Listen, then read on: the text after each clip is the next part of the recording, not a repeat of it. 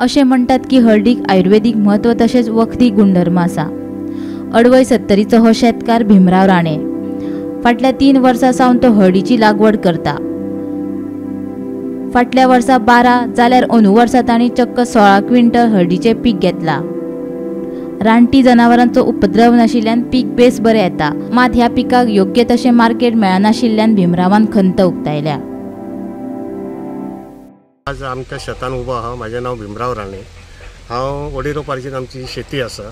वडिलोपार्जी शेती म्हळ्यार भितर एक कशें येयलें, नारळ येयले, केळी येयली, ऊस येयलो, बाकीची मिरी बिरी येयले। पण त्या कालावधीन आमी हळदीचें पीक घेवंक नासलें। आयज हांव 2-3 वर्सां जालें हळदीचें पीक घेता। हळद हे पीक कशें आहा, हळदीचें पीक ह्या जमनीन भरपूर प्रमाणात येता। जर तुमी बरी मशागत केली, शेणखत घातलें जाल्यार हें पीक भरपूर येता। आनी ही हांवें केल्या ती पूर्णपणे सेलम जातीचें आनी ऑर्गॅनीक आहा। हांवें ट्रायल बेजीक पोरू केल्ली शेती। पोरू म्हाका 1000 स्क्वेअर मिटरान जवळ जवळ 10-12 क्विंटल हळद जाली। तेजो नेक्स्ट इयर म्हळ्यार अंदू केली हांवें। अंदू म्हाका 16 क्विंटल जाली त्याच जागेर। आनी इतलें बंपर पीक येयलें की ह्या पिकाक जर मार्केट मेळना, पीक भरपूर आहा पूण मार्केट मेळना।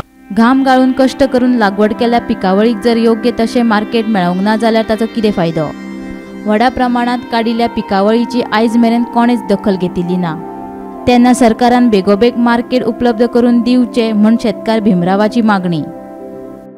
वन्य प्राणी जे आहा तेच्या पासून कसलो धोका ना, 100% तुमकां पीक मेळटा।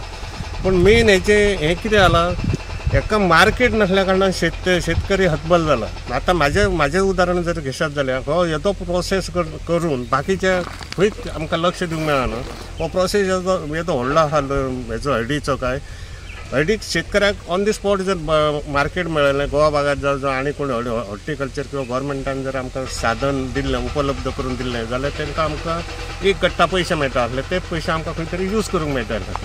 पण आतां अशें जालां की हेजो प्रोसेस करून विकप म्हणजे आज पंतप्रधान आमकां कितें म्हणटा, डबल इन्कम शेतकऱ्याचें जाला। ह्या इन्कमा फाटल्यान जर आमी डबल इन्कम करून गेले जाल्यार आमची आसलेली शेती सगळी नश्ट जाता। कित्याक हेका टायम दिवचो पडटा, प्रोसेस करपाकूय वेळ वयता। म्हणजे सरकारान कितें करपाक जाय, सरकारा कडेन आमचें मागणें कितें आहा, शेतकऱ्याक तुमी प्रोसेस करून डबल इन्कम करण्यापेक्षा ऑन दी स्पॉट शेतांसून जर तेजी उचल जायत जाल्यार शेतकऱ्याक पयशे मेळटले आनी तो फुडलें दुसरें पीक करूंक शकतलो।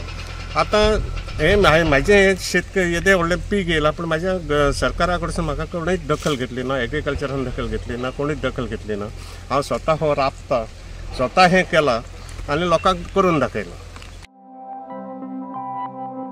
गोमंतक टीव्ही खातीर अडवयच्यान सपना सामंत।